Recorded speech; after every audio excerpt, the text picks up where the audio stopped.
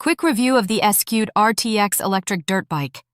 Is it actually worth your money or just hype? So I've spent some time looking into this bike and honestly, for the price, it's kind of wild.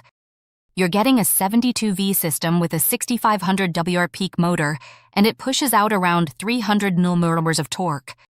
In simple terms, this thing is fast. Like wheelie-on-demand fast. It can hit over 50 mph, and the throttle response feels way above what you'd expect in this price range. The big selling point is value.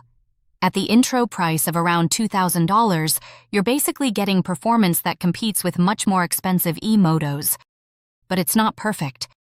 The plastics feel a bit budget, and the suspension is decent for trails, but if you're jumping hard, you'll want upgrades. Still, for commuters or casual off-road riders, this is easily one of the strongest sur-ron killer alternatives right now.